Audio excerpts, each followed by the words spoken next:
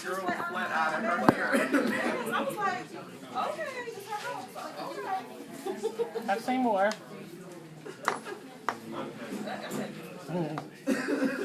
I've seen more. A couple years ago, there used to be couches In bed? right around the corner from my office where that flat wall is. You know how you coming down the hall before you make the right, those couches? I need not say another word about those couches in the flat wall. I had to walk out a couple times to like, I can hear everything you're talking about right now.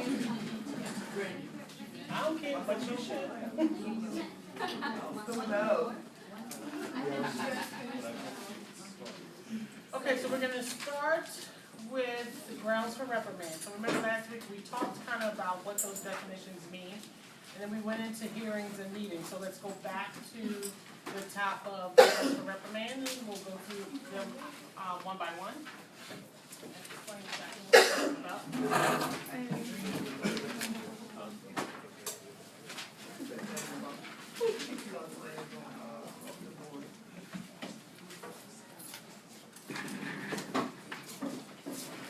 All right, so again, a denial means that we never got our license for whatever reason. Either you have something on that application that the board is not comfortable with, or potentially you're a risk to the public, so you never got it.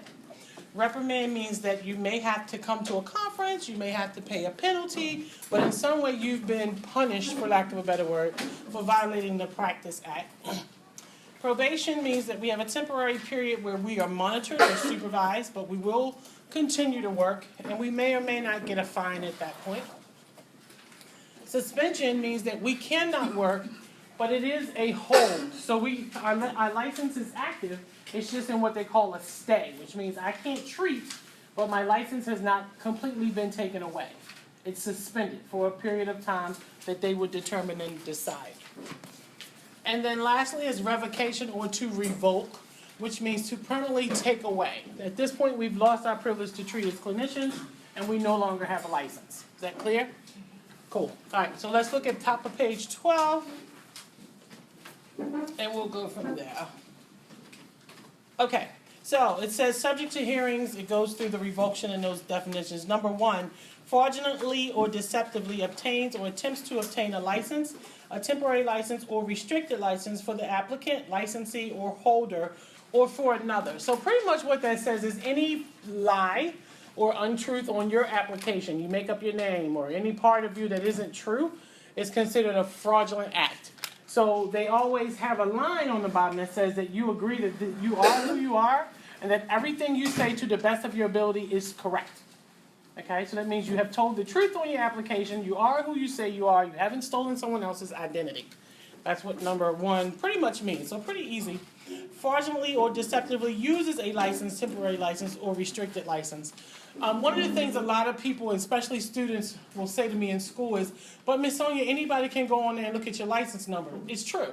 Anybody could look me up right now and see my license, my number, if there's any disciplinary actions against me, how long I've had my license. It's all up there for public view.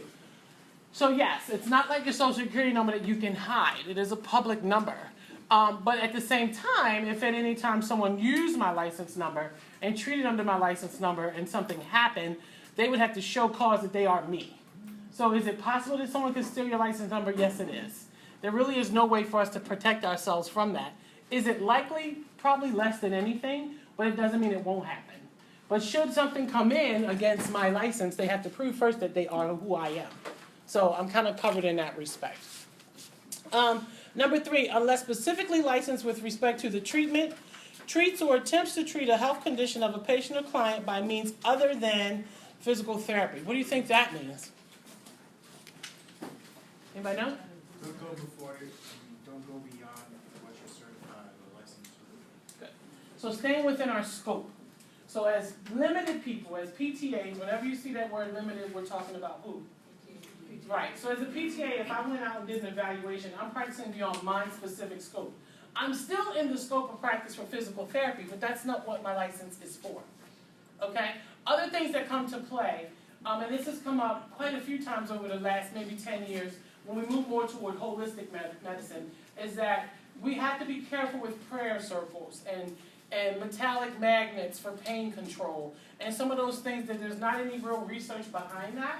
You can refer your patient to holistic medicine, but you should not be doing that in your scope of practice. So if you believe in chanting and pendulums over top of your patient, that is not what we get paid to do as clinicians.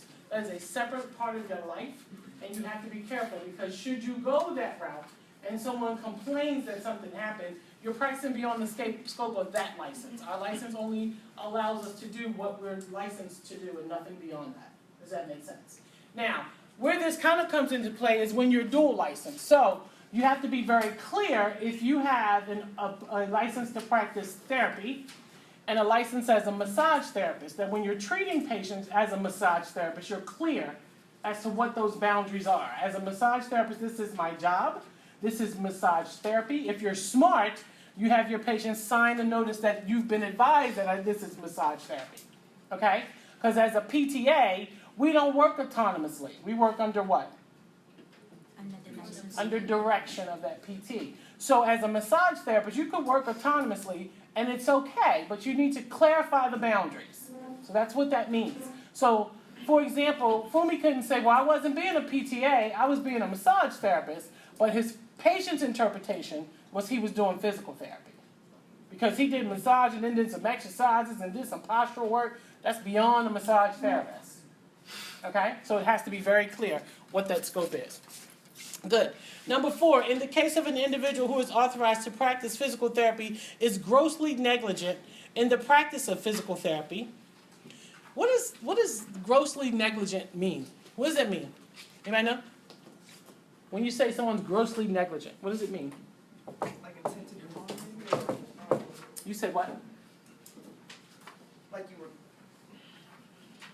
you were aware of what you were doing? You were aware? Okay.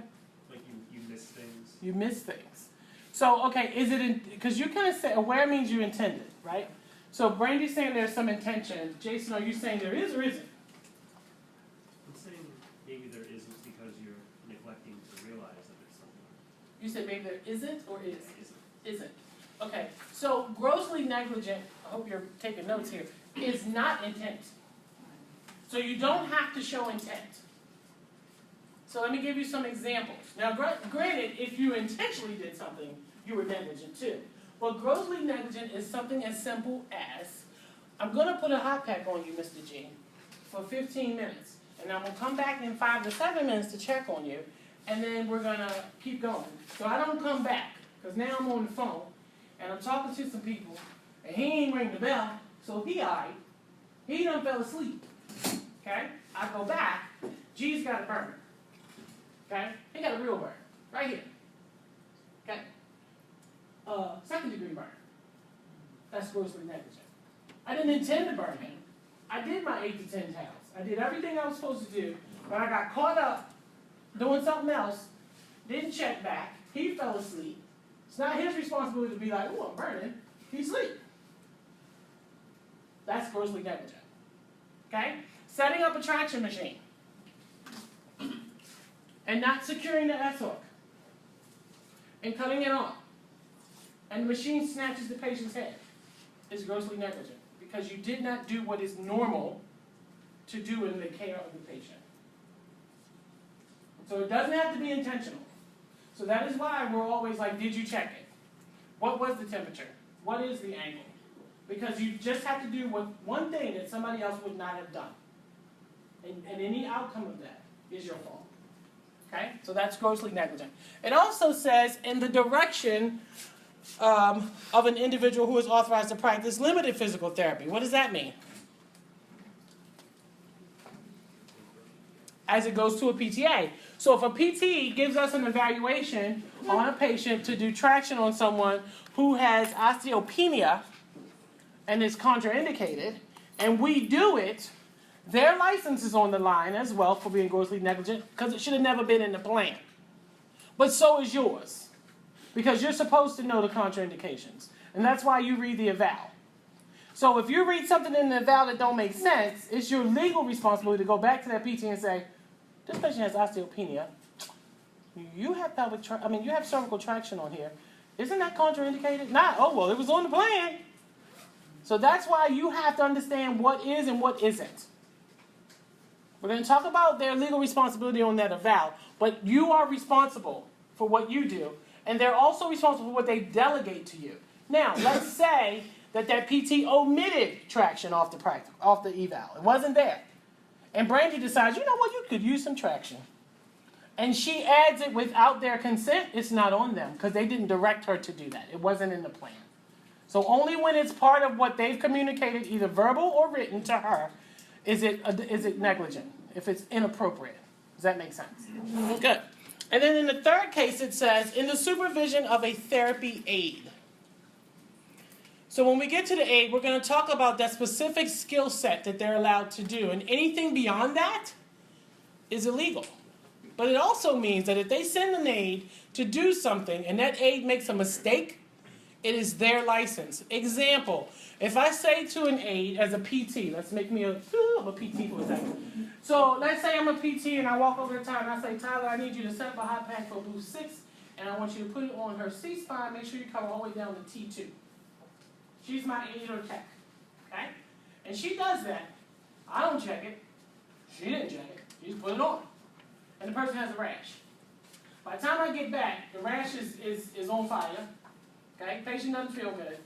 I should not have directed her to put it on the person without a skin inspection in the first place. Okay? So again, even the delegation that is on the list, there still is some ownership and responsibility to what they are allowed to tell that tech to do. So the gross negligent was having the tech put the hot pack on a patient without a skin inspection. Is that clear? Awesome. Okay. So a lot of responsibility there. Their license is on the line for a lot of people. Number 5, in the case, yes. Are they, if they had told them to do a skin inspection first, is an aide allowed to put a hot pack on a patient? They're allowed to put it on. They're allowed to assist in the treatment of a hot pack, but it's not her responsibility to do a skin inspection because she don't even know what she's looking for. Okay, but she can do the hot, okay. Number 5, in the case of an individual who is authorized to practice limited physical therapy, practices limited physical therapy other than authorized by this title, so that's the same for us, we talked about that, is grossly negligent while practicing limited physical therapy. So again, we don't have to intend to do harm to be negligent. Number 6, is convicted of or pleads guilty or nolo contendere. Anybody know what that means? What does that mean? Nobody knows in this whole room? No contest. No contest. What does no contest mean?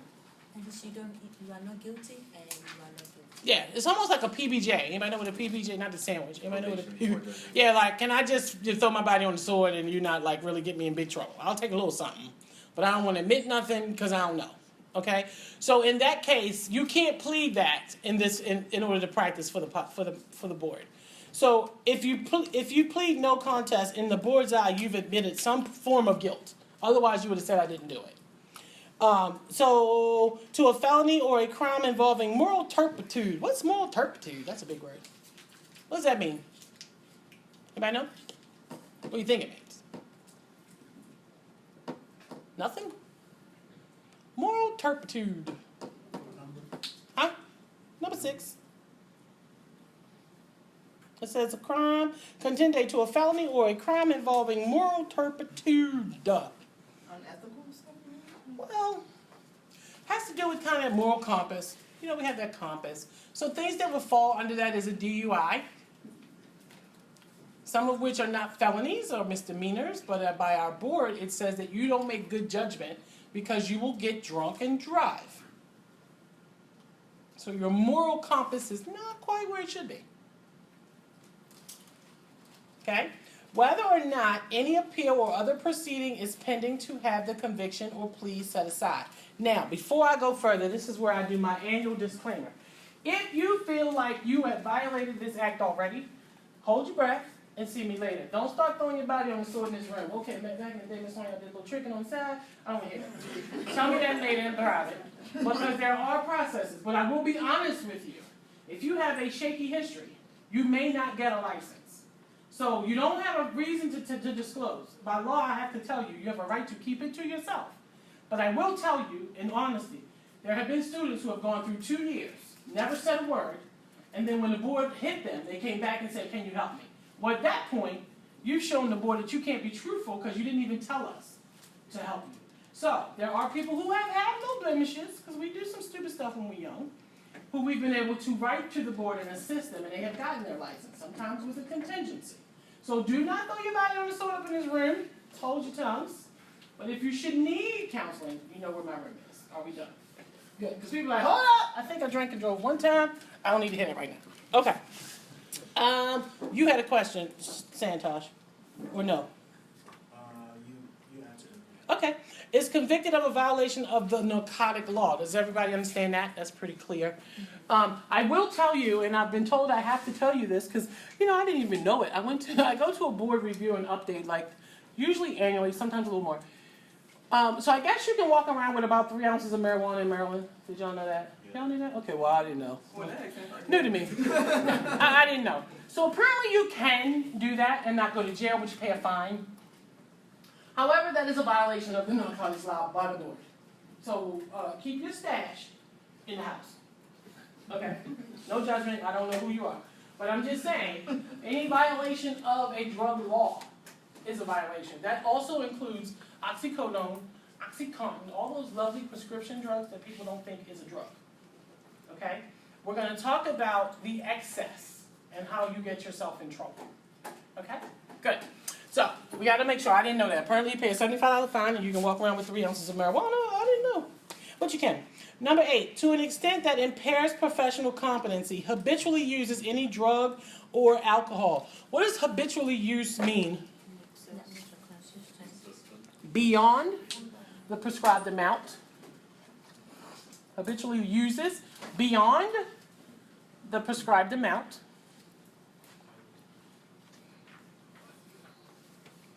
So what that means is, and I'm guilty of this sometimes, but normally not at work. If I have a really, really, really bad headache, my pain scale's pretty high.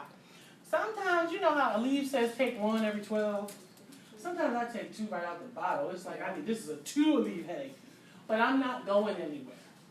I'm not treating people, and I'm in the house. What you can't do is double your dose and go to work. Because what you've done is put other people at risk for your judgment. So to the extent that it may impair you, you should not go to work. Now, Miss Sonia, what if I hurt my back and my doctor put me on Flexerol and OxyContin? If Flexerol and OxyContin has you leaning to the side with your eyes closed, you shouldn't be treating people. You got to take some time off. So you either have to work without your medication or not go to work. But to the extent that it impairs you, you should not be at work. That goes for Benadryl. Some people take Benadryl and they go to la-la land. If that is you, you should not be working and treating patients on Benadryl. Go back to grossly negligent. You make a mistake. It is your mistake. Okay? So, as it relates, it makes sense that you can't do cocaine and crack and heroin and go to work. That makes sense. But oxycodone, OxyContin, Tramadol, all those lovely pain medications that we rely on sometimes are in that mix. So prescription drugs are included in that. Okay? Good. Okay. Was that a hey or no? No? Okay. Number 9, pays or agrees to pay any sum to any person for bringing or referring a patient. Anybody know what that's called? Yes. Huh? Not a bribe. When you pay for a referral, it's called a kickback. It's called a kickback. So what that means is, hey, Suella, if you refer 10% of your patients to me, I'll pay you $50 for every referral you send me. So now she has a financial gain to give me patients, whether they need PT or not. Okay? So at this point, we're not being ethical. We're not being legal because she's going to refer everybody to me because that's $50. 50 times 5, 10, 15, 20, right? Pockets get fat. I get fat because I got patients I'm going to bill, and it's illegal. So physicians should not be given a kickback for referring patients to you. Now let's talk about what's not a kickback or a bribe, because y'all like that bribe word. But I want you to know kickback because that's where it is when it comes to fines by Medicare. Let's say that Dr. X sends this PT practice, Tyler has a PT practice, and he sends her this huge Christmas lunch every year for the care of her that she gives to his patients. Her whole team comes to lunch, everybody sit down, break bread, all is good. Okay? That's one situation. Now let's say that Dina over here has a clinic, and in her clinic, they get to go on a cruise. She can take somebody in her family to go on this cruise. All they gotta do is listen to this infomercial on new hips and new knee joints. And she can take her husband, they go on a 7-day cruise, full expenses paid, fly back and forth, get this nice little gift basket in your room. You know how VIP is, right? Is there a kickback anywhere in this mix? No. Between these two clinics? Anybody? Everybody? Are both okay? Ooh, there's discrepancy in the room. Okay, let's talk about Tyler's clinic then. Can we all go to lunch? And can we eat the chicken? Yep. Who eating the chicken? Raise your hand if you're going to eat the chicken. Who eating I'm the eating chicken? chicken. Raise your hand, I'm eating the chicken. I'll go with the chicken. How many people going to eat the chicken? We work with this doctor's patients all year round, and every Christmas they throw us a lunch. And so who coming to lunch? Who going to eat the chicken? Everyone. Everybody, you eating chicken, G? Yeah. You eating chicken? You eating chicken? Okay, so we can eat this chicken. Why? Because it has no significant monetary value. Okay, just chicken dinner. Just saying thank you. Might give you a free calendar. No big deal. All right, let's go to dinner. We cruising. Yes! Full bar. Got a little thing in our room. Plane tickets back and forth. Take the boo with you. Who getting on the boat? Go on, get on the boat, San Antonio. Get on the boat. Didn't you stay on the boat? She might step overboard. She said, I might leave the dock, but I might come back swimming. Hey, who's getting on the boat? Anybody getting on the boat? Oh, wow, I think you by yourself, San Antonio. You don't want on the cruise. Correct. Too much monetary value. What has come down to is pharmaceutical companies who like to do those nice little, come on, docs, get on this cruise and look at my new OxyContin. And then, if you prescribe it, oh well, we're going to give you some samples and everything. Why? Because they want to push the product. Anybody ever been to one of those where you, come on, you go on vacation for free, you and your family, you got to listen to this infomercial for 2 hours. Mm-hmm. What are they doing? They're selling you something. Mm-hmm. Right? How many of you done it and been like, I know I ain't buying this because I can't afford it, but I'm going on this vacation for the weekend. Amen, been there, right? I divorced my husband in San Francisco one time. If you give away $100 gift card, sure, I'll listen for 20 minutes. I'm divorced. Okay, so you have to look at monetary value. So they look at what is the substantial monetary value. This meal is just a thank you. It really has no gain. It's not like give me more. It just is thank you for coming by. Vendors oftentimes will bring you free pens. You can take the pen. It's okay. You ain't going down on the ink pen. You can take the free pens. You can take the free goniometers. Because they have no true heavy monetary value. When you're talking about a week cruise with a family member, that is significant monetary value. That's the same as saying, come on, get on this boat and let me sell you what I need you to do for me. It's different. The intention is different. Okay? Now, let's talk about teachers and instructors. Now, let's just say somebody in this room need a little extra grade, a little pad. Slip a little envelope under my door. Okay? Can I take that money? Little thank you card, you know, little Target gift card. Can I take that gift card? No. Why? Come on, I was going to the store. No, I can't go to Target. I can't take that. I said, let's say, all of a sudden, Abina slips me a little gift card under my door. A little thank you card. Thank you, Miss Sonia, for being so fantastic. Thank you. Here's a $100 gift card. Can I keep it? Does it say thank you? Thank you, yes. Thank you. Can I keep it? You can keep the card. It depends on the money. I keep the card. You can keep the card. I gotta give it all back. It's money. Can I keep the card? The thank you card. Can I keep the card? card. All right, everybody say, I keep the card. Can I keep the gift card? No. I can't keep the gift card? No. It said money. Oh, sure. It's got value? Really? I think you give it to, like, have a little bowl, you know, in the staff where all your fellow staff members, you guys can break the agree cookies. to do something for somebody, but not for you.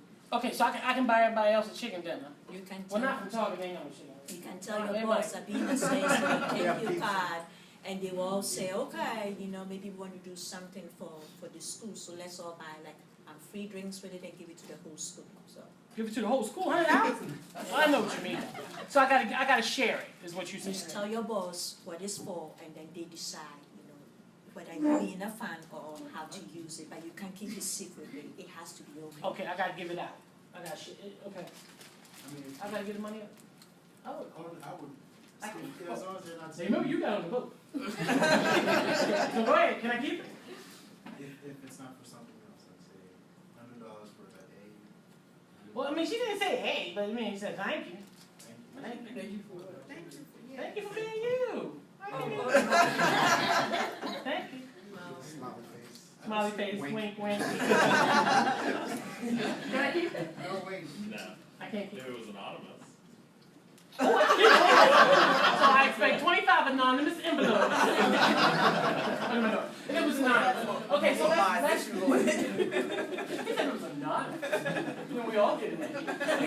Okay, so there really is no law in school that says I can't accept from you. However, ethically, it is inappropriate to accept a gift when there seems any level of contingency. For example, if someone in the room, so you know, don't think you can't give me a gift. No, if someone in the room gave me a substantial gift like that, I would not keep it. I've had students come up to me and give me a gift, and I'll say, you know what, I'm going to hold this until you graduate, unopened, because at graduation, students always give us gifts. But I want to keep that boundary very clear. Now, if you gave a gift to someone on the team and they took the gift, they're not wrong. It's really your own moral comfort as an educator. But you got to keep the playing field fair. So, if I said, you know what, Josh, see, I'm looking for a babysitter for my grandson. Can you watch him for about 2-3 hours? And I'm going to come back and get him. That does not level the playing field with Josh S&P over here, because now he's done me a favor. So rather or not I intend to do him a favor, his perception may be that I'm going to do him a favor back. Right? So there is no law that binds the educator at this point. But it is looked upon differently. When we get to sexual misconduct, it's definitely very clear. But there really is no law between student and instructor. It is between patient and clinician. But you have to also understand that the intention of what those gifts mean has to be looked at. So I will tell you, my personal thing is I don't accept gifts until you've graduated, because at that point the playing field's wide open. I've had students, can I buy you a drink? You sure can the day you graduate. Because at that point I have no authority over you anymore. So we're on a level playing field, PT to PTA. But as a student, I would never meet you at happy hour. Not because I don't want to get down with you, but because it muddies the water. Are we clear? So the law, wait a minute, the law does not dictate instructor and student. But it does dictate clinician to patient, or clinician to their referring docs, or clinicians to vendor. Okay? So if you have a patient who comes up and says, you were so good today, boy, go get you some lunch, and slips him a 20, he has to say, I'm sorry, that is so sweet, but I can't take this 20. No, I really, we're your boss, because I want you to have this 20. And you, come on, and you tell him I can't take the 20, he can't take the 20. Well, then you take this 20 and you buy everybody something. Okay, well, we'll go get some donuts, but you cannot give him that 20, because that patient needs to understand that they're going to be treated as the same as everybody else. Is that clear? Okay, good. Yes. What about at the end, when the patient has been dismissed? I mean, sometimes they'll bring like a little thank you card, but again, if it has monetary value, and usually the board says if you write them, sometimes they'll say 50, depending on who you talk to, but you have to use your ethical judgment to be like, this don't feel comfortable, then it's a reason why you feel that way. It should be the playing field has to stay even. Yes? Yeah, when you just said something about babysitting, if... Now, who you been babysitting? No, I'm saying, if I were to get paid to babysit, is that... It still muddies that water. You're in my personal space. For example, this weekend I met a couple friends out at the Panera. We had little meetings. You cannot come to my home. I cannot come to yours, because at that point we're in personal space, and it becomes too personal. It doesn't mean that we're going to cross any boundaries, but once you have someone in your home, it's a different relationship. So I can meet you in public at a Starbucks, but I can't meet you at your house. You understand what I'm saying now? Yeah. If you brought your child into the room, I'm definitely going to play with them because I'm a Pete's therapist, but I can't take your child with my grandson to Chuck E. Cheese. That's stepping the line. Yes. No, I'm not babysitting your youngins. No, I was just gonna say, we bring our children, we bring our children to the meeting if we had to. Yes, I've had people bring their kids and bring crayons, yes. But again, it's about boundaries and how far to push those boundaries. So the law does not dictate this area. It has come under fire, though, as to why not. But it does dictate clinician to patient. It does dictate businesses to clinicians, but it does not talk about the student to the educator. Okay? Good. Yes. Just going back to kickbacks. Yes. I know someone, this only applies to the PT field, right? Like if I were to start my own practice. Boy. What happened? Go ahead. And a patient referred like a family member or something, and then I gave a thank you card with a gift card. Mm-hmm. I wouldn't be allowed to do that. How many family members they gonna give you? Just like Is one. it just at one time? Yeah, Well, so grandma You might- see what I get? And here's the thing, and we're going to talk about when we get to ethics. Is it ethical for you to treat somebody that close to you? well, say you It would depend. Like if it's a family member, you really shouldn't be treating your family member because you're not going to give them the same treatment as you would Suella's family. That's just human nature. Now I have had my husband was treated by a very good friend who I feel is my sister, but I didn't know anything about the care plan. Matter of fact, I think I only went to one therapy session with them, and I stayed out of it because I wanted him to be as any other patient. So you got to be careful with those warm and fuzzies that you know. Okay? But it wouldn't be necessarily a kickback because there's no pattern of behavior. Okay. Yeah. Okay, so let's look at number 10. Is disciplined by a licensing or disciplinary authority of any state or country, or convicted or disciplined by a court of any state or country, or disciplined by any branch of the United States Uniformed Services or Veteran Administration for an act that will be grounds for disciplinary action under this title. So in the short of that, you get in trouble anywhere, you're in trouble here. That's the quick and dirty. So rather you get in trouble in Maryland, D.C., or Virginia, you're in trouble. Okay? Good. Practices physical therapy or limited physical therapy with an unauthorized person or supervisor or aids an unauthorized person in the practice of physical therapy or limited physical therapy. What does that mean? What does that sound like? Yes? I guess maybe, like you're in a chiropractic office practicing physical therapy when you shouldn't be because it's not a physical therapy office. That's one, yeah. What's the number one? Anybody think they know? Allows an aid or a tech to go beyond the scope. As well as not supervising your student. So having a student treat a patient without supervision is allowing an unauthorized person to practice. So when they leave the room, what happens? Your hands off. Your hands off. Because if anybody walks in and challenges you and says, where's your CI? You better have an answer. And it better be right here. Because if they're in the bathroom, you're in trouble. And this literally came up in my clinic on Friday. The student just was like, well, I didn't know, so I thought I was okay. Boo, no, you ain't. Let's call your school. So if they leave, you stop. Because at that point, you're practicing without a license. Okay? Good. Willfully makes or files a false report or record in the practice of physical therapy or limited physical therapy. What I don't think we understand in this one is your documentation is a report. So if you write something in your note that you did not do, or you omit something that you think could get you in trouble, you are willfully filing that false report. Your note is a report by law. Willfully fails to file or record any report as required by law, willfully impedes or obstructs the filing or recording of the report, or induces another to fail to file a report or record the report. Most oftentimes at that point we're talking about things like an incident report. So I burned G, Brandy knew it, girl, you ain't seen it. So I don't file it and I convince her not to do anything either. And I know that it's wrong. Because I know I'm supposed to file an incident report. When? When do you file an incident report? Immediately. Immediately. Good.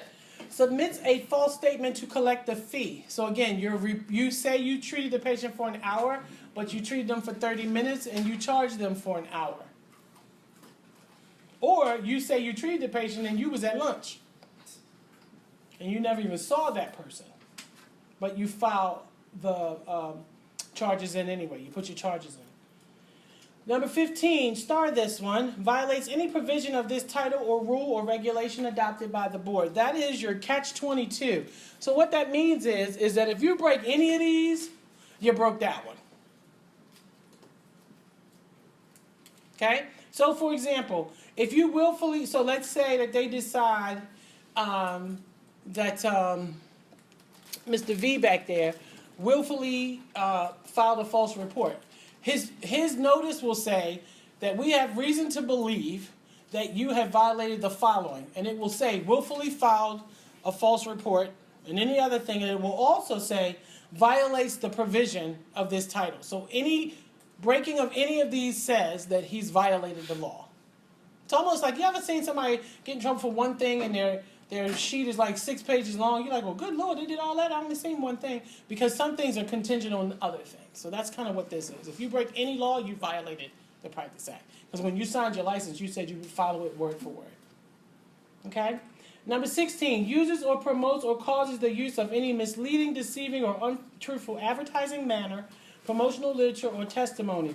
So in this one, it means that if I put up a sign at Branch PT Services and says, we can heal all back pain in 2 weeks, that's not true. It ain't true. So by me putting that there, without me being able to show research and proof, they can send me a cease and desist order. Why would I do that? Because I want people to come to my clinic. But if it's not true, it's not true. Okay, so you have to be careful with what you say you can do. Number 17 is professionally, physically, or mentally incompetent. What does that mean? It's like a whole lot. You who high? Who said you high? 3 ounces. You walk with 3, but not 4. Not 3.25. Just 3.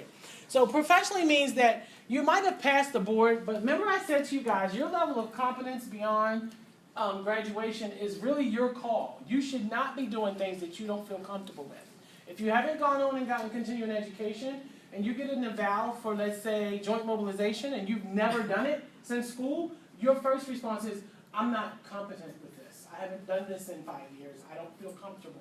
Because if you go in and you do a glide and you hurt someone, you're professionally incompetent. And the first thing the board's going to say is, show me where you learned this.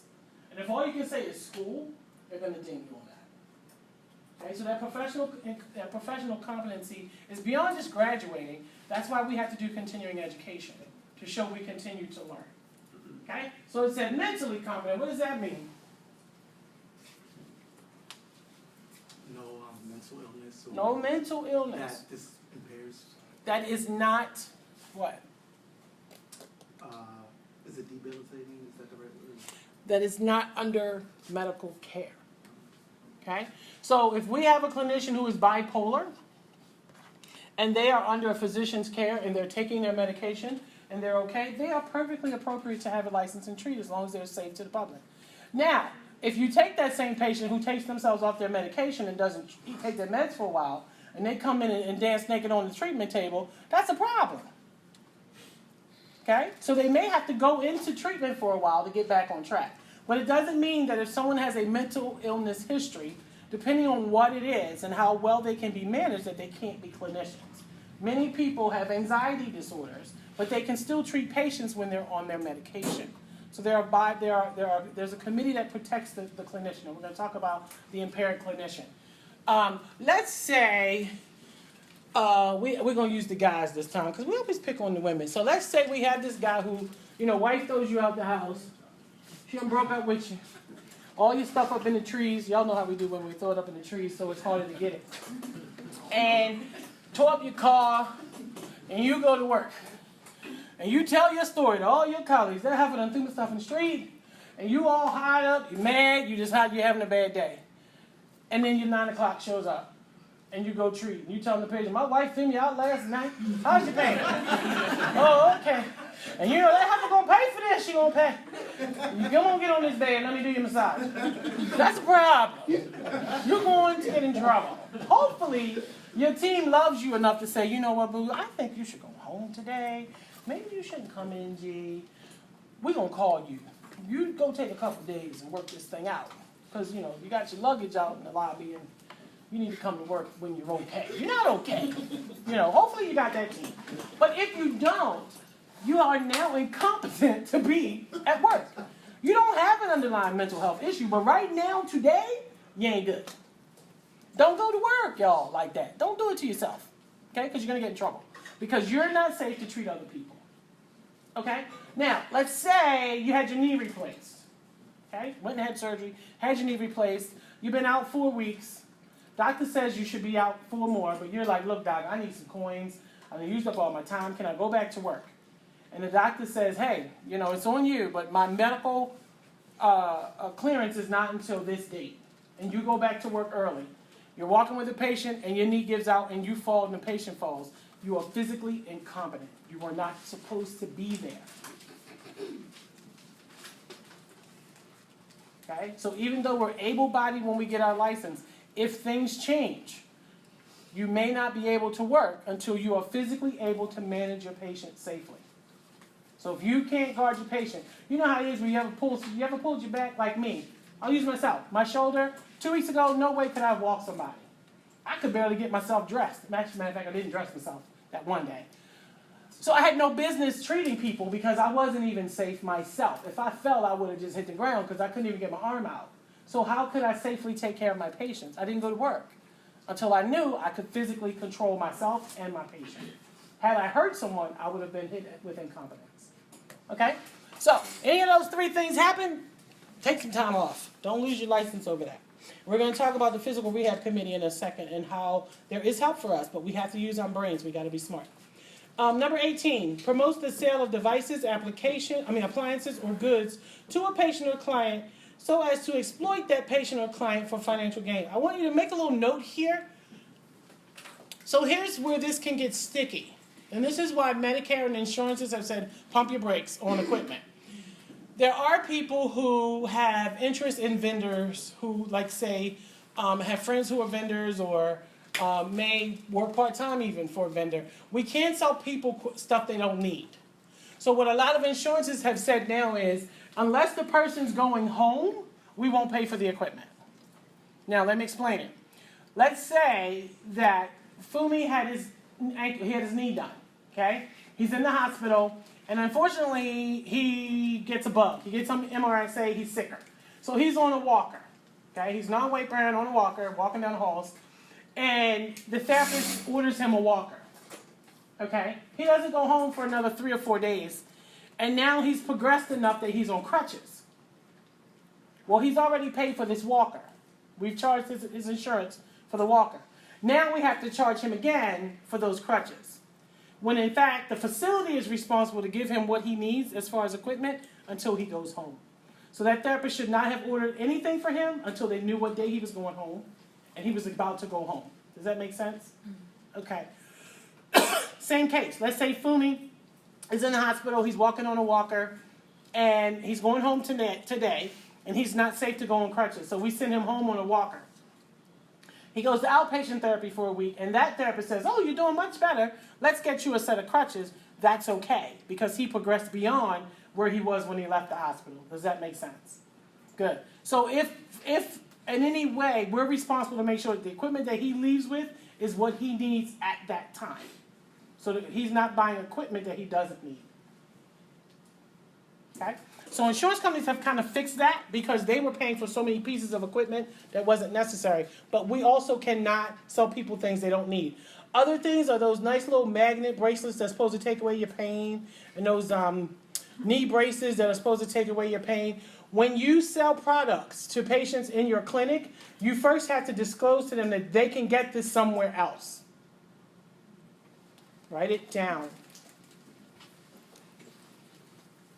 So sometimes you have clinics who sell like ankle bracelets or sleep pillows and things like that. As long as they have said to Jamie, hey Jamie, you know they sell this on Amazon.com, and you can get it on Amazon, and it may be cheaper, you can look it up. But if you want to get it from us today, it's available. They have to give her options. They can't say, here's this pillow, it's going to help you sleep better, it costs $59.95. Oh, by the way, it's not covered by your insurance, you got to pay out of pocket. They have to give her options. And if she chooses to go with them, then that's okay. The other thing that a reputable place will do is have her sign that she was advised that she had other options. So she can't come back and say, they told me this pillow was going to fix me, so I bought it from them, and it didn't work. So you got to be careful when you're selling stuff. Okay? Good. All right. Next up. Commits an act of unprofessional conduct in the practice of physical therapy or limited physical therapy. Kind of star and highlight that one. This one is going to fall out also under our code of ethics. What do you think is unprofessional conduct? Hitting on your patient? Who did what? So hitting on your patient. Correct.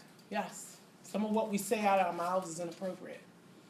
We're going to talk about sexual misconduct in the code of ethics. But it is now put in the Practice Act. Why? Because people were saying, oh, well, that's not illegal. It's a little unethical, but is it illegal? So they put it in the law.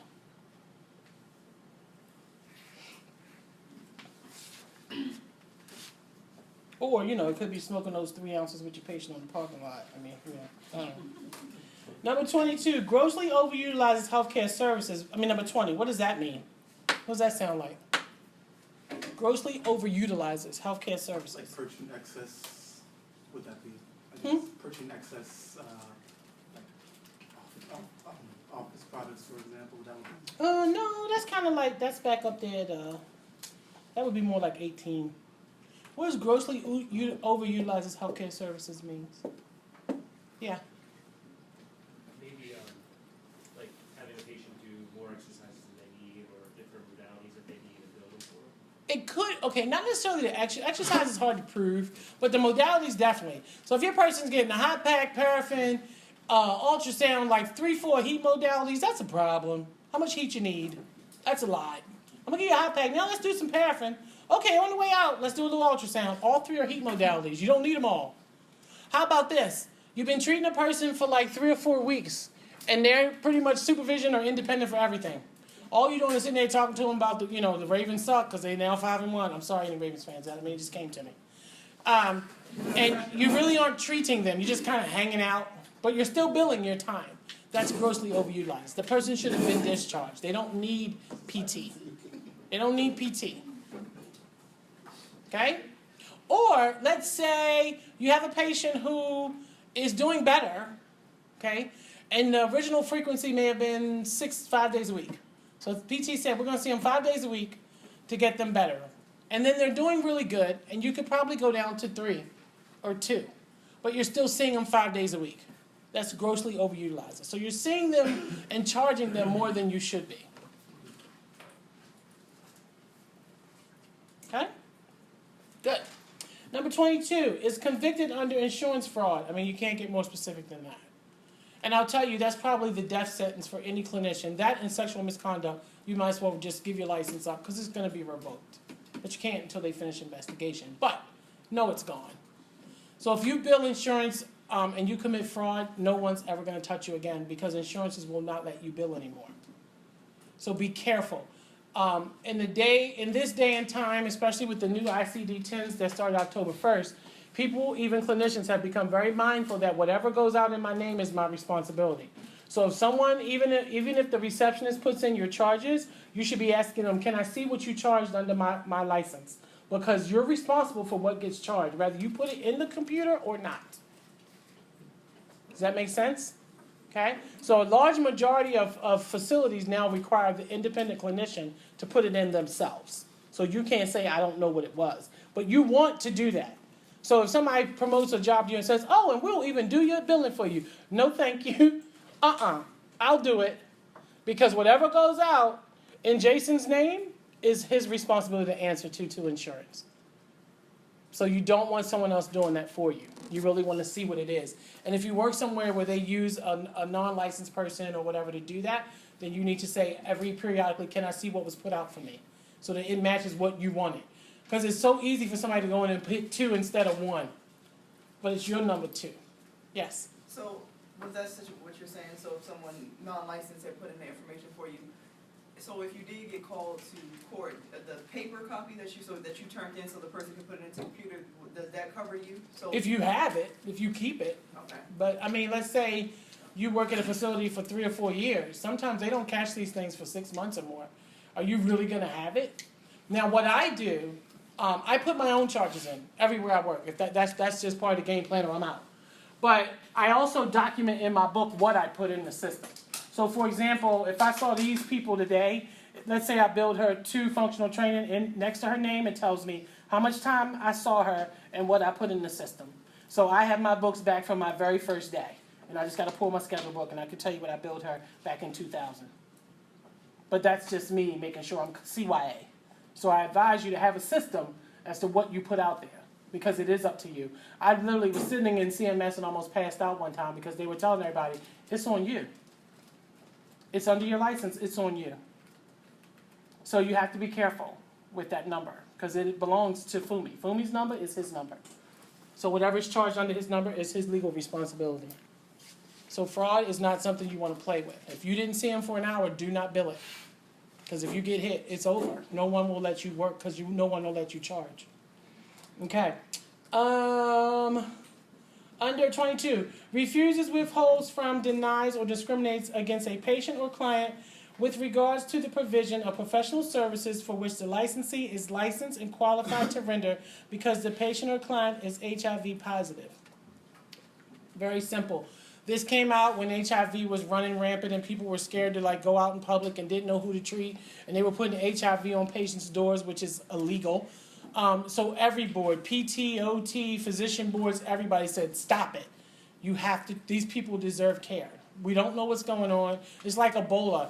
Remember when Ebola first started, everybody in the world got scared, wanted to go buy them big masks, and they were selling them out on the internet because people were afraid they were going to have to treat people with Ebola because they didn't know what it was. So it's the same thing. We don't have a right to refuse. You have to treat. You cannot discriminate against your patient out of fear. Now, there are situations where you can say that. One is CMV virus for pregnant women. It is contraindicated for a pregnant woman to treat someone with a CMV virus because the fetus could be exposed. So at that point, that woman has the right to protect her infant. But if someone is on isolation, you can't say, I'm not going in that room. Because you could be penalized for that. Okay? Provides professional services while under the influence of alcohol or using any narcotic or controlled dangerous substance of the criminal law article or other drug that is in excess of therapeutic amount or without valid medical indication. So we've talked about the drug stuff. We've talked about legal versus prescription. So that covered the prescription piece. And this came out probably early 2000s, 2001, when prescription drug use was climbing. And there was actually some research done that at that time, I think it was either 36 or 39% of nursing staff, and they didn't specify RN versus LPN or whatever, was taking medication off the top. So what that means is if your patient had a prescription to get 15 milligrams of morphine, they was giving them 12 and taking 3. So they went in and said, this is all medication, not just street drugs. So that's where that one came from, when prescription drugs continue to get more and more rampant out there. 24, willfully or without legal justification fails to cooperate with a lawful investigation conducted by the board, or fails to meet acceptable standards in delivering physical therapy and limited physical therapy care. You can put 15 and 25 together because they pretty much say the same thing. You fail to meet the standard, which means that your competency level is not where it should be. So it's one of those, again, catch-22 claims.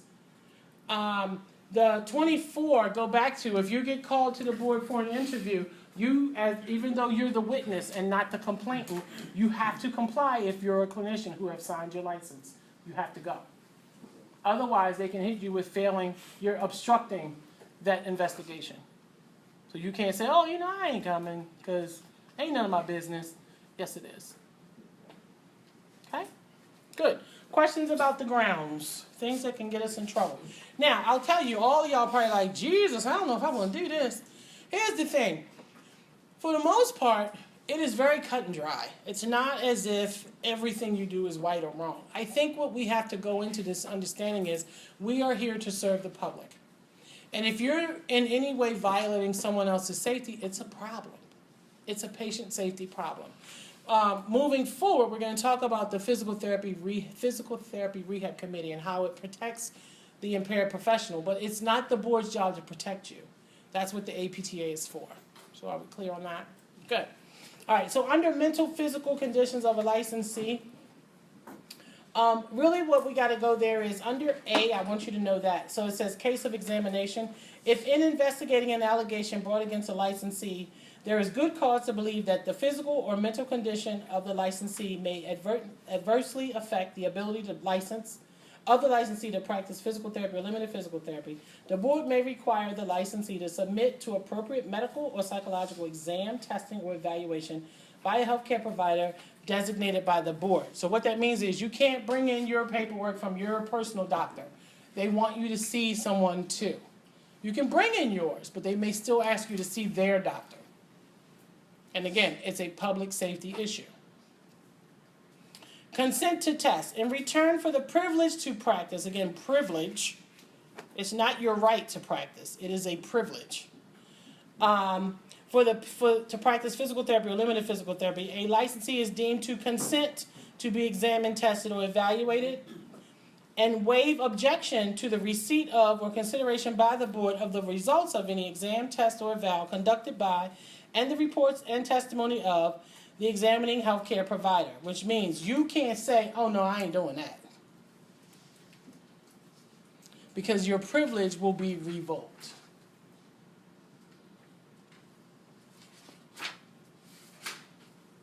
So under failure or refusal of exam, the failure or refusal of a licensee to submit to an examination may be considered as evidence of the inability of that licensee to practice competently, unless the board finds that the failure or refusal was beyond control of the licensee, and the cost of the board shall pay the cost of all exams, tests, and evals, so that you can't say, I can't afford these tests. They're going to pay for those tests. Now, let's say that you were scheduled to go to a test and someone significant in your life dies, or something comes up where you can't make that test. You may not make that one, but they're going to reschedule it. Okay? But you can't refuse. Because that to them says, okay, well, you're not competent to even make a good choice. Because if you're good, you should be willing to take any tests we have. Does that make sense? Yes or no? Yes? Yes, good. Okay. Under hearings, we've done those already, so I'm not going back over them, but I expect you will read that. It just goes over hearing by committee and all the things we talked about last week. Under administrative and judicial review, you can cross that out because you don't need to know that as foundation information. Also, action to enjoin violations, you can cross that out because you don't need to know that as a baseline for entry-level law. You should be on 13-319, physical therapist rehab committees.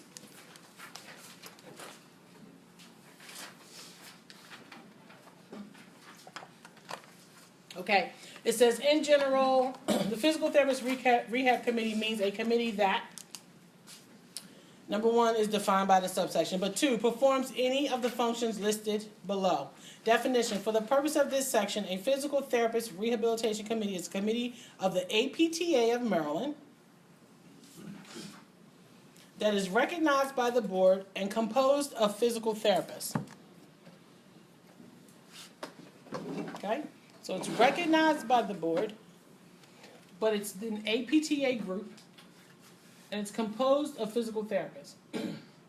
The duties are, a physical therapist rehab committee evaluates and provides assistance to any physical therapist and physical therapist assistant in need of treatment and rehabilitation for alcoholism, drug abuse, chemical dependency, or other physical, emotional, or mental conditions.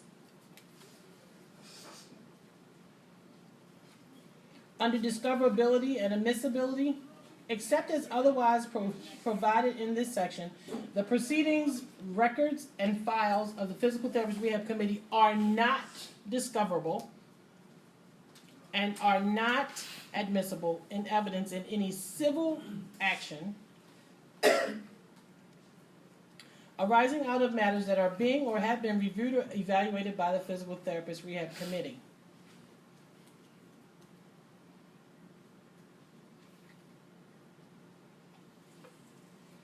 Under that, it says, it does not apply to any record or document that is considered by the Physical Therapist Rehab Committee and that otherwise would be subject to discovery and introduction into evidence in a civil trial. I'll explain it all in a second.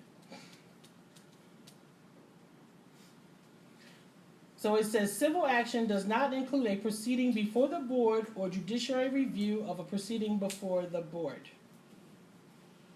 Now, let me explain. So, the Physical Therapist Rehab Committee is a committee of PTs who works with skilled doctors and psychiatrists. So, they're not working as a psychiatrist. They are a mentor committee. Okay? So, they have the right to send these impaired professionals to skilled psychiatrists or other therapists, or drug counselors. That is not their job. Their job is to oversee and mentor those people to get them back under treatment so that they can get their licenses back. So again, it's to help the impaired clinician. So those PTs, so people are like, well, how does a PT know how to do? That's not their job. Their job is to be kind of their probation officer, for lack of a better word. They're going to oversee and mentor. So if the drug counselor determines that I need to go to counseling every week for 10 weeks, I better show up and have proof to show my mentor in the committee that I'm following the plan of care. So they're just overseeing them for the board. Now, as it says, civil action does not mean board. So anything that the Physical Therapist Rehab Committee works with a PT or PTA on is knowledge of the board. They have a right to know all of it. So if you have a heroin addiction and you've been in treatment and you're now clean and your doctor says you're good and the therapist says you're good and you completed treatment and you've had your license suspended for a year to get your life together and you did that, you're going to go back to the board to prove you've done that. However, if someone is suing you, civil court, that information is not admissible to the civil court. Does that make sense? You get me or not get me? No. No. Then you better say something because I'm going to keep rolling. So, civil means if a patient is suing you, if someone outside of the board is suing you, they cannot go to this rehab committee for that file. That file it's closed. Just like if you have a mental health disorder, your psychiatrist can close that file as long as they can show that what's in the file is not detrimental to the public. Now, if you're schizophrenic and you said you were going to go kill up a bunch of people and you go shoot up a school, and the courts can prove that that psychiatrist has something in the file to show that, then they can go for it, but it may be considered not admissible. So the same thing with this committee. If I'm suing Tyler, I cannot go to the Physical Therapist Rehab Committee and request her file. My lawyer cannot get that information. It is privileged. Does that make sense? Is that better? But the board is not a civil action. So the board will know all of it. And they're probably who referred you to them in the first place. Are we clear? So the civil aspect is just, it keeps the public from getting access? Yes. And the board will have. But the board will have full disclosure. Yes. Good. Civil liability, we talked about. A person who acts in good faith, so I'm not going down that one again. So that includes the rehab committee as well as the board. So you're not civilly liable. So we've talked about civil liability. Good. Under prohibited acts, practicing without a license. So practicing physical therapy. A person may not practice, attempt to practice, or offer to practice physical therapy in this state unless they're licensed by the board of this state. Pretty cut and dry. Practicing limited physical therapy, a person may not practice, attempt to practice, or offer to practice limited physical therapy in this state unless licensed to practice physical therapy by the board in this state. Misrepresentation. Let's go back to practicals and why you have to introduce yourself and make sure that you introduce yourself correctly. Under in general, unless licensed to practice physical therapy under this title, a person may not represent to the public by title that the person is licensed to practice physical therapy in this state. Certain representations prohibited. Unless licensed to practice physical therapy, a person may not use the abbreviations PT or any other word, letter, or symbol approved by the board with the intent to represent themselves as that person that practices physical therapy. So for you PTA, SPTAs, dropping that S by, oops, I didn't mean that, is illegal. So everything you sign until you graduate and pass the national licensing exam and have your license in your hand must have a S in front. That means for me, I cannot drop the A from my signature. So everything I sign must have PTA and then my license number. Now, let's say that I have an MS in whatever and I have a DP and whatever, and I have 9 credentials. The board does not care. So, let me show you what it's supposed to look like. So remember I said there are still masters of PT. So let's say someone signs their name, they would have to write PT, and then let's say 6425, and then they could put DPT. They cannot just put DPT. Okay? They can say PT, and they could put 6426, and then write MS. Well, they can't do that no more, but MSPT. But they cannot put MSPT. Does that make sense? So when you're signing for as a physical therapist, your first credential is PT. And any other credential you want to put across that board is fine. But what the board has come out and said is, we don't care if you're an MSPT, a BSPT, or a DPT, you're a PT. So you sign PT first with your license number and then any other credential you want. Okay? So as a PTA, you sign PTA, your license number, and any other credentials you have. But you cannot put your credentials in front of that. So even if you have a master's degree, your master's does not come in front of your PTA. Because the board is very clear that a BSPT and a DPT mean the same. Means no different to them. Are we clear on that? Good. Awesome. Now, to the extent that you're a PTA, same applies. So, unless licensed to practice limited physical therapy under this title, a person may not represent to the public by title that the person is licensed to practice limited physical therapy in this state. Unless licensed to practice limited physical therapy, a person may not use the abbreviations PTA or any other word, letter, or symbol approved by the board with the intent to represent themselves as a person who practices limited physical therapy. So sometimes you guys just are rolling through your script in your head and you say, oh, my name is Sonia Branch and I'm a PT at Baltimore City Community College. You're a who? So when we stop you, it's not the nitpick. It's because at this point, you've identified yourself as a PT. And the person heard PT. Now, where this has become a problem and why the board became a stickler about DPT and MSPTs is that people will say, I'm Dr. So-and-so.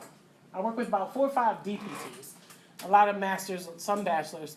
But they'll say, I'm Dr. whatever. The patient hears doctor. They don't hear PT. So they assume that that person is a doctor. Well, they're a doctor of PT, but they're not an MD. Do you see where I'm going now?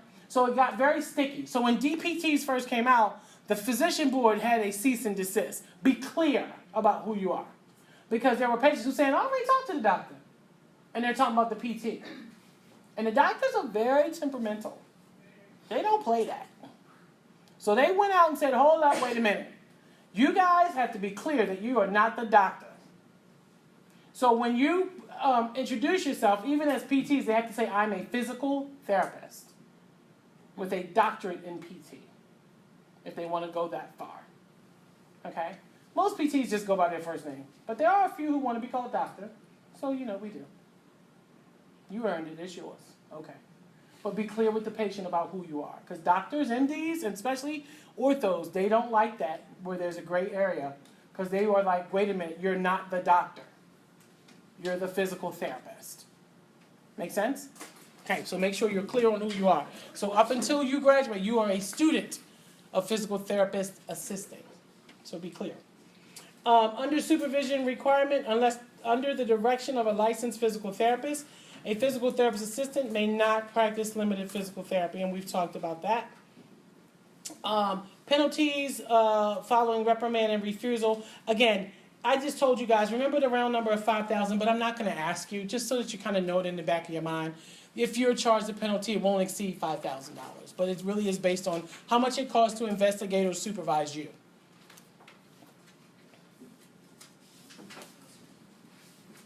Good. All right, 17, again, we've already talked about, so I'm not going to hit that. You should now be on 1797 at the bottom. I will probably go through these relatively quickly because we've done them all, pretty much. But they're all definitions. First one is approved agency. So we're now in Title 10. We have finished 13. So under approved agency means an independent credentialing agency approved by the board which evaluates the credentials of a foreign trained applicant. So remember we talked about those preceptees who come in and want that temporary license. So there's an approved agency who looks at those credentials, not the actual board. So they submit that application with their education to an agency who is going to approve those credentials. Under number 2, approved curriculum, we've talked about. For physical therapists, assistance means a curriculum that is approved by the APTA, and then next to that, I need you to write CAPTE, C-A-P-T-E.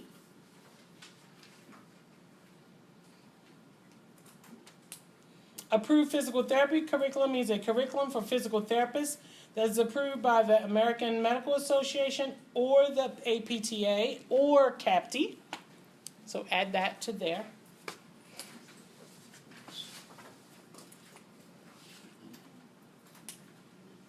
Biannual renewal means renewal every other year, with even-numbered licenses being renewed in an even-numbered year and odd-numbered licenses being renewed in an odd-numbered year. We talked about that last week.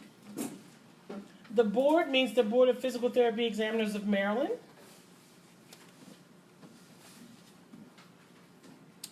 Direction means that the physical therapist maintains continuing verbal and written contact with the physical therapist assistant.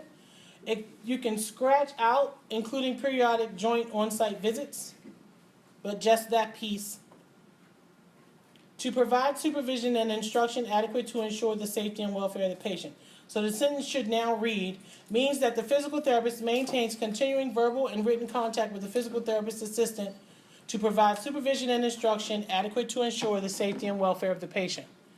Prior to 2002, you don't need to know the exact date.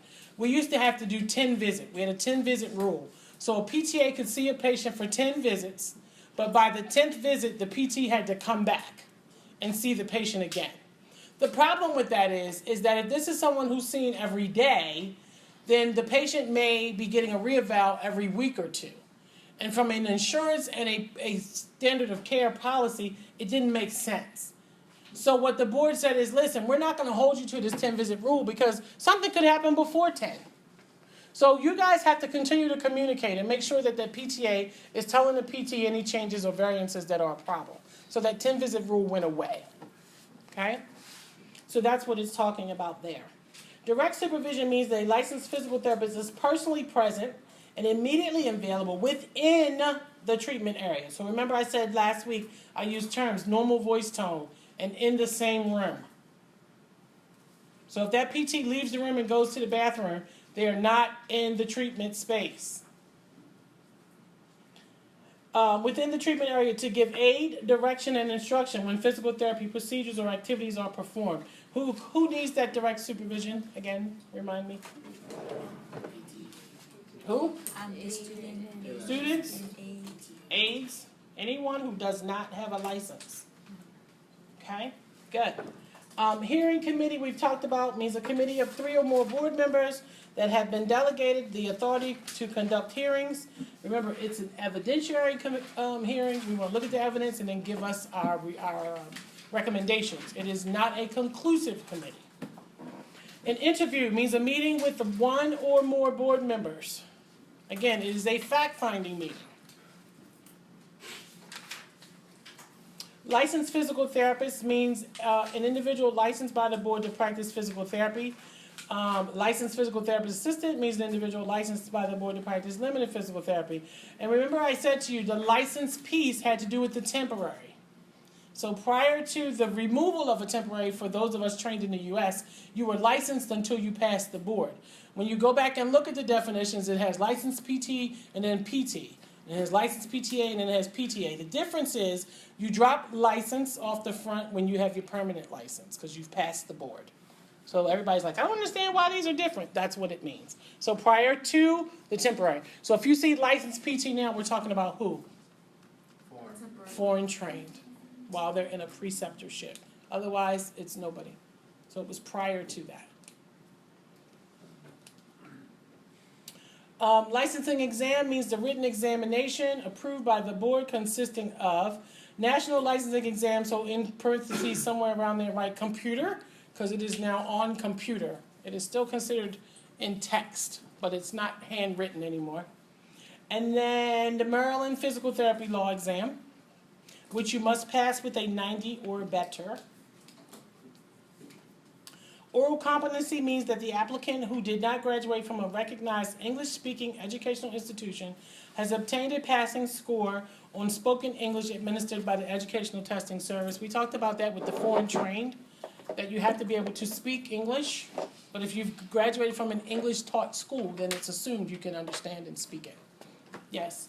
So, in order to get the license, the exam is the same for each state, right? Our exam is national. So you can go to Georgia and take your exam when you graduate. It won't matter. But then you have to pass the law. But you have to pass the law in the state you're going to practice. Correct. I don't want you to know the passing score, so 14A you can take out because that has changed.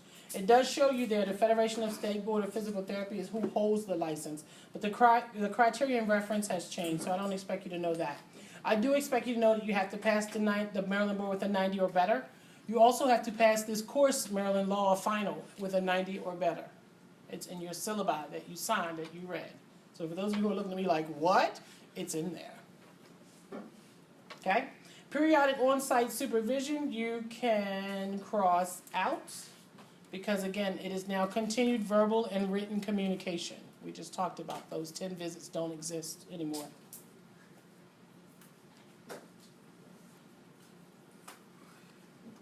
Under physical therapy aid means a person who performs certain physical therapy duties under the direct supervision of a licensed physical therapist.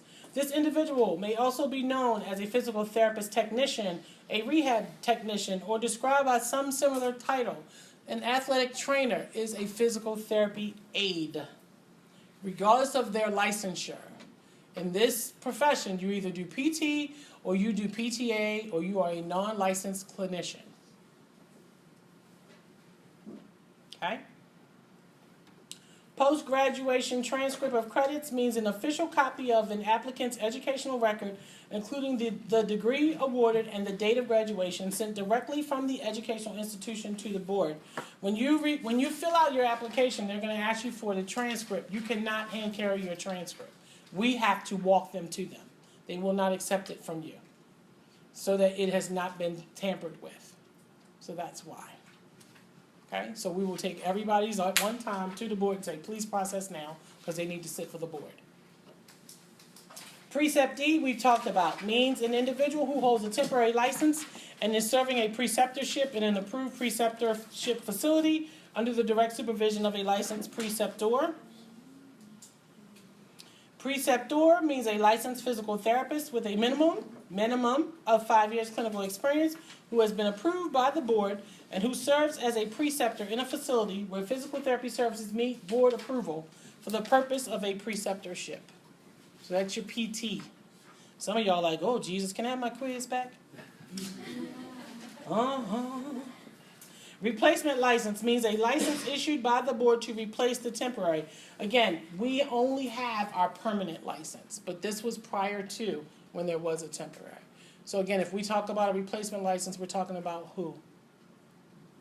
The foreign trained, because they're the only ones who now have a temporary. Reporting service means the interstate reporting service, an agency approved by the board for the purpose of recording, storing, and transmitting licensed exam scores. State means a state, possession, or territory of the United States, the District of Columbia, or Puerto Rico. So when they say state in this practice act, we're talking about Maryland. Maryland law has nothing to do with Virginia law or PA law.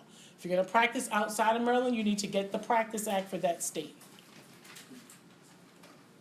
Student means an individual who is supervised directly by a licensed physical therapist in a board-approved physical therapy education program. So remember, when you're doing hands-on care, you need a physical therapist in that room, even if your CI is a licensed PTA.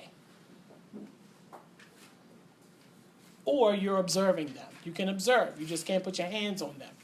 And when we get to the PTA in the scope, you'll see where we play a part in the education piece. It's spelled out a little bit. Supportive personnel means aides or other unlicensed personnel who work under the direct supervision of a licensed physical therapist.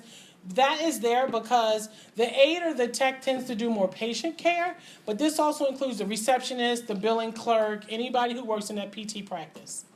So supportive personnel, the schedule person, anybody who isn't licensed to practice. Temporary license means a license issued by the board to practice physical therapy, scratch out limited, for a specific period of time. What's the period of time? 90 days. Good.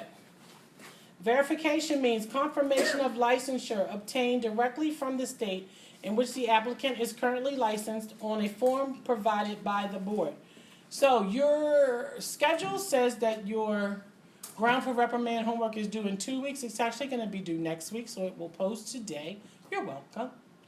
One of the things you're going to do is go on the board's website under the verification tag and print my verification.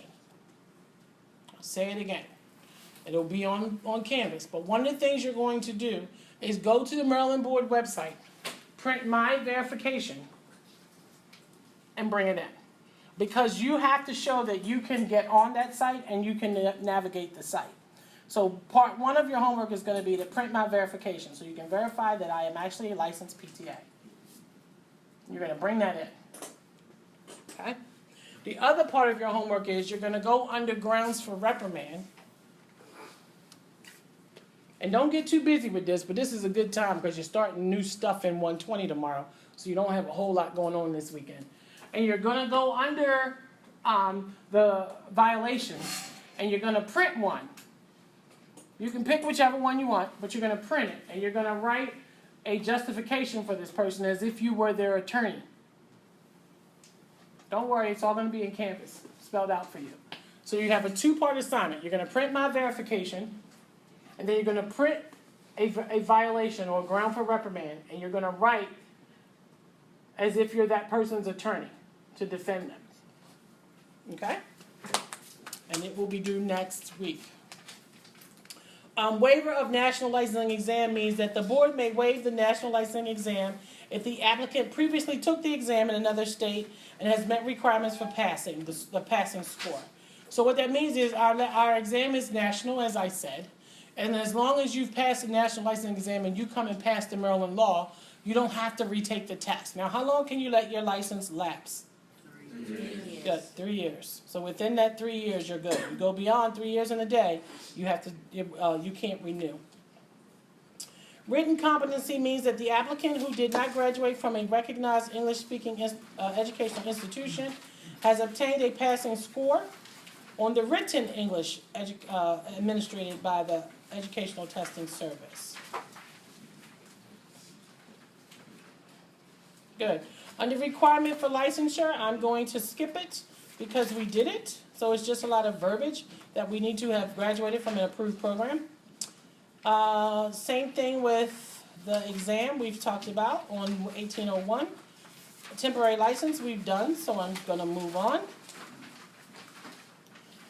As well as restricted license on 1802 because we've done it and you should be on Code of Ethics.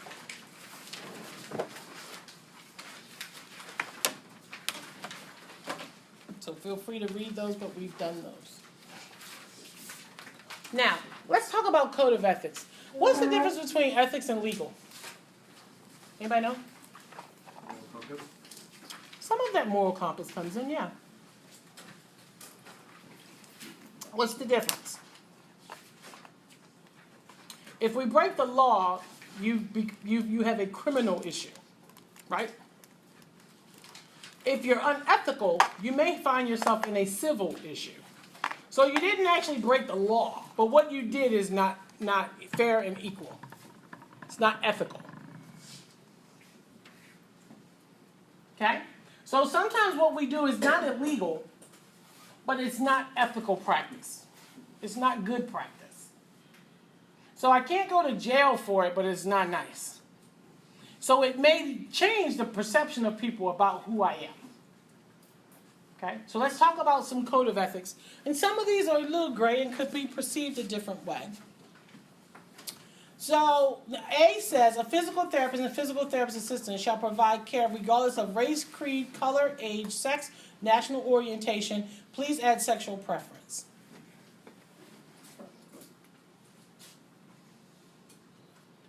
Okay? So it says, we treat everybody unbiasedly. So regardless of race, creed, color, age, sex, national origin, please add sexual preference. So it means we're unbiased. Now, there are people who will blatantly not treat people of certain ethnicities or colors or even sexual orientation. And there are people who will indiscriminatorily not do it. So I won't say it out loud, but I'm making it it's a pattern. You can't necessarily say that it's illegal unless there's federal funds involved. As an independent proprietor, I can see who I want to see in my business. I don't have to let anybody in if I don't want to. It may change the perception of my business. I'm going to have people who are like, yeah, we don't want them there. Does anybody remember, maybe about 3 or 4 years ago, there was a restaurant here in the city, in the Maryland area, I think it was actually in Ellicott City, that didn't serve people with children. Anybody remember that story? They didn't serve people with children because they said, look, we're trying to chill and have relaxing dinner. We won't want spaghetti noodles being thrown around the room. We don't want all that screaming and yelling. This is a tranquil place. We got lights down. You know, kids don't belong up in here. And people with kids had a meltdown. I want to go where I want to go. How many of y'all, and I got kids so I can say this, where you sitting like, please get boo-boo. Please get your boo-boo. I came to chill. Can you get your boo-boo? Were you just like, I left my boo-boos at home. Why you ain't get a babysitter? This ain't McDonald's. This is, high end. I pay good money. I don't want to hear your baby screaming. Let's be honest. Some of us feel that way, right? Unlike me who played with the kids. Like, what's up, love? And just get them all excited. And the parents mad at me. Like, please leave my baby alone. Or you see people who are so embarrassed they just pack up everything and say, come on, let's go, because little Billy won't settle down. And everybody giving them that look. It's kind of like the plane. How many people on a plane and somebody with a baby coming down the aisle, you're like, Jesus, please don't let him sit next to me. Don't let him sit next to me. Please, Jesus, this is a 4-hour flight. Please, Jesus, don't let this be my seat. Please, Jesus, put the baby in the back. Keep going, keep bang it. The baby's right here. I mean, come on, tell the truth, y'all been there, right? Or the person who's a little thick. You think, please, Jesus, don't let them because they on my hip. Jesus, don't do it, Lord. They're a little thick and they need 2 seats. Jesus, you slowing down. Don't put your stuff right here. Oh, man, I just lost a lottery ticket. Come on, tell the truth. We're going to talk about ethics. So we have those perceptions. The problem with that is, guys, is that we treat everybody. One of the things that I'm hoping we'll be able to do this year that we've done once or twice is we go down to healthcare for the homeless. I have feet issues, but my feet issues is everybody's feet. Not just anybody's feet, everybody's feet, even baby feet. Okay, not little baby feet. I'm okay with little teeny baby feet. But when baby feet get to be about a size 4, I'm over the feet on me. Don't put the feet on me. Let me touch the feet. Get your feet off me. He's 32 years in, get your feet. Put him over there. He now gets pedicures because I can't deal with the feet, okay? But coming in this field, my husband's like, how you going to deal with people? I'm going to deal with it. But it's got to be on my terms. I got to approach the feet. The feet can't approach me. You know what I'm saying? But I would not, at any point, have someone who's homeless and I treat them any differently. What I may do different is I may put on gloves. I may even offer them clean socks. I may offer them things that I think is just human and respectful. But I'm not going to be like, I'm not treating that lady right there because her feet is ratchet and she is homeless and I'm not doing it because that is unethical. It's not illegal for me to feel that way. It's not professional. Okay? So we all have our biases. But we have to be careful, and we're not allowed to discriminate. So that comes under your code of ethics. Under B, a physical therapist or physical therapist assistant shall respect the dignity of your patient. What that means, when you don't drape your patient and all their business is out, it is disrespectful. You're not showing them dignity. When you can see a woman's breasts on the side because you haven't draped them appropriately, it is disrespectful. It does not show dignity. Be careful when you address your patient. Case in point, my auntie, you bet not, I'm grown, and I still can't call her by her first name. Grown with grown children. And she's still on Hazel. But if I say Hazel, she'd be like, what? Chad, you done lost your mind. I'm like, well, girl, because there's a level of respect. So when you first meet someone, your question to them is, can I call you G? He may say no. And I need to call him by his name. I'm sorry, Mr. So-and-so. Okay? So you don't have a right to just go in and call somebody by their name without their consent. It's disrespectful for some people. Some of it has to do with culture. When we get to diversity, we'll talk about that. Some of it has to do with age. We're one of the few countries who disrespect our elderly. Can I call you? Or how would you, what would you like for me to call? Miss Branch, please. All day, every day. You see what I'm saying? So when you go in and you call somebody by their first name, they may not even say anything to you, but they're going to go up front and tell you, can I speak to the supervisor, please? Because that young man back there disrespected me. What?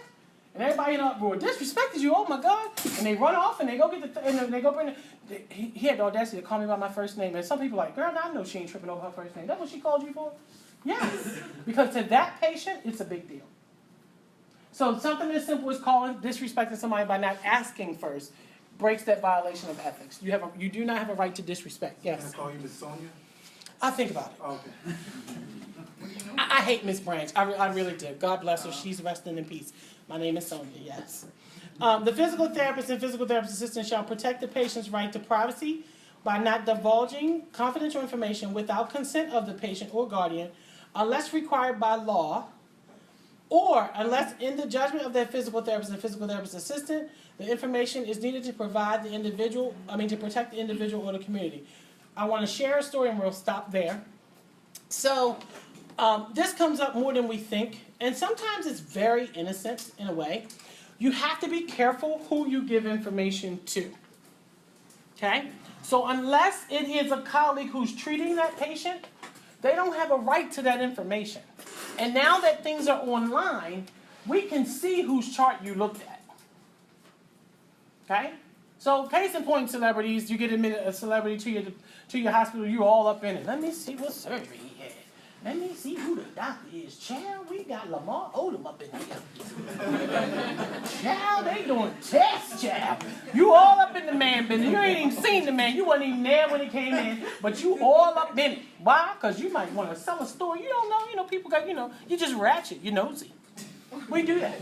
The problem with that is we can track you.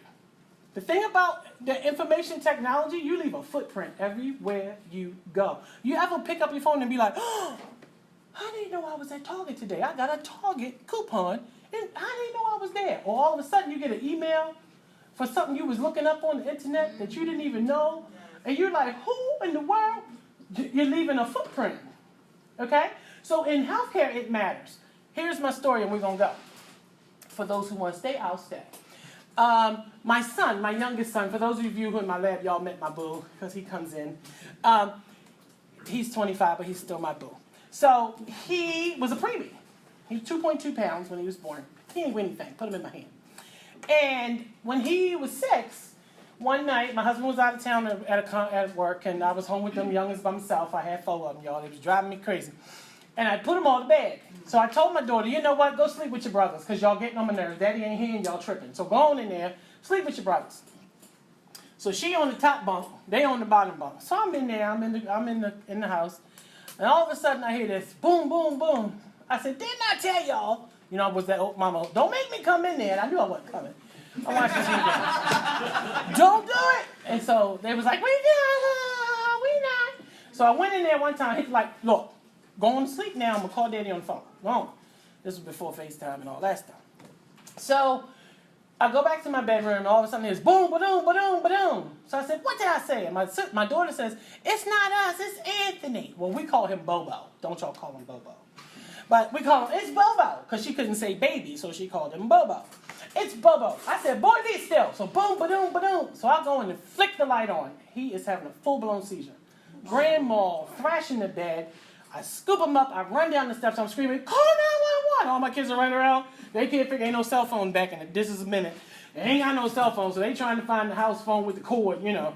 And they're calling 911. I'm holding them. I'm trying to get them together. People come. We go to Sinai. They put us in the ICU.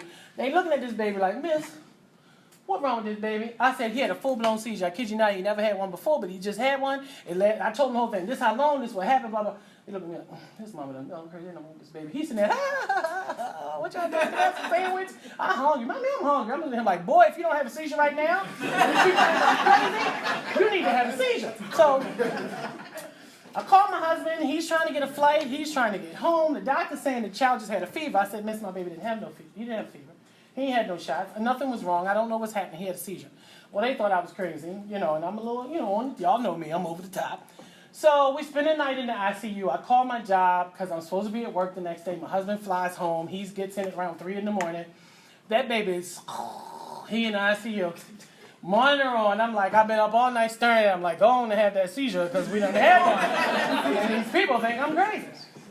So I'm on the phone with my supervisor, and he starts to wake up, and all of a sudden, monitor goes off, full-blown seizure, jumping off the bed. I'm screaming, not coming, hung up. My husband's looking at me. I said, I tried to tell you. I tried. Nurses come in. Y'all thought I was crazy. Now fix my baby. And I'm screaming. So they said, okay, Ms. Price, settle down. We know. We're going to call neurology. People running all over the place. So long story short, later on that day, my husband goes home. I said, you go take a shower. Go get them shown. I'm not leaving this child because they thought I was crazy. And you know me, I'm like, I told you. I told y'all. Y'all thought he don't have no fever. I told y'all. So I'm in the elevator. My husband comes back. He's like, please go get something to drink. I'm not going to move. I promise I'll stay right here. Okay, honey. So this is the next step. On my way back up, I'm in the elevator. And there's a woman. Now, they had promised me they were going to do EKG the first day. They never did it. I mean, an EEG, you know, where they scan his brain. Didn't happen until the next day. So I'm livid. I done went over there like, oh, when is the people coming? 4 or 5 times. Because every morning and every night he's having a seizure now. So second day, they finally decide, oh, they'll be here in 20 minutes. So my husband's like, please go get something to drink and chill out. I will stay right here. On my way back up, I'm on the elevator with these young ladies. One of them has an EEG card. So our friend says, where are you going? She said, Child, I got to go up in this ICU. This baby Branch mom is tripping. The nurses are all pissed off. They want this woman to go home. She is acting a fool, so I'm going up here. I'm going to go to lunch at 2 o'clock, I guess. She probably going to be all up my butt. Right here in the God, y'all. This is the story. So I'm on the elevator. I think that happens talking about me. So I'm looking. She said, Branch. Okay. She said, I see you. Okay. So I let her get off the elevator. She got off on my floor. So I'm like, oh, I think she's talking about me. So I follow her on. She goes in front. She tears out the elevator, you know, because she's mad. So she tears out the elevator. She go, I'm in my way to see Branch. Can I have the stickers, blah, blah, blah. And I'm walking down the hall like, oh, yeah, she is talking about me. So I let her get in the room. So I'm standing in the hall. And my husband happened to look up and was like, what are you doing? So I walked in, and she's at the thing, because, you know, you got to put in the information. She's talking about, well, we're going to do this thing. And she, you know, kind of had an attitude, and you're going to have to leave because he can't move. And so I'm waiting, and I'm like, how am I going to let Sister Friend know that this is me? So she clackety, clack, clack, clackety, clack, clack, clack, clack. So my husband happens to say, you know, I don't do this, and, you know, hospitals make me sick to my stomach, but my wife just got back. So can you explain to her what you explained to me? Sister Friend looked up and was like,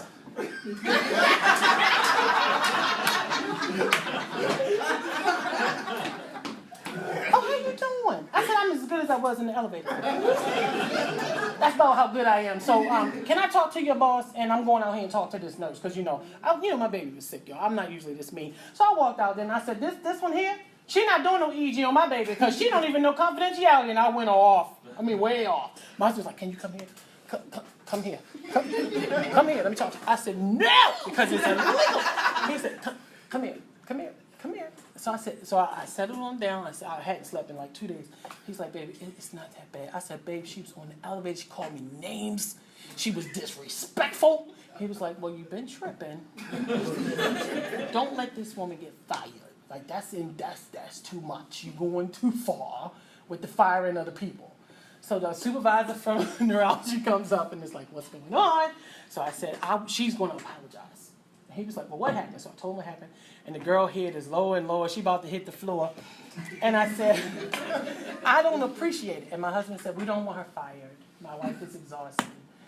But we do want her to respect the privacy because not all my family doesn't know he's here yet because we don't know what's happening. So long story short, she got reprimanded, sent me this really long apology that I'm sure they made her write, and they probably read it 3 times to make sure it was nice. And they sent us a nice little basket from the patient committee on let's play nice with this lady because she's crazy. But my point of that is that you don't know who is in the room. People do it in the cafeteria all the time. People do it in the hallways all the time, and you don't know who you're talking to. It could be a family member walking by. It could be that person's spouse. You could even say the person is 606B, but if that's my family and I'm walking by and you say we just had a code on 606B, wait a minute, I'm on my way to 606B. That's not a way for someone to find out. So there's this term I use with being on stage and being off stage. If I'm anywhere near where a patient or family could be, I'm on stage. My mouth is closed, and I'm very, very, very minimal. Even with my students, I call them interns at clinic, and I say to them, don't ask me any questions when we're on stage, unless it's treatment related. Off stage, I'll give you the background story that you need to know. But on stage, no, not appropriate. Off stage is your office space, where no one else is there, that prohibited place where you can act a fool and act up and talk to your colleagues, or go to a team member and say, I need help with this. But when you don't know who the audience is, zip it. Okay? Have a good week. Are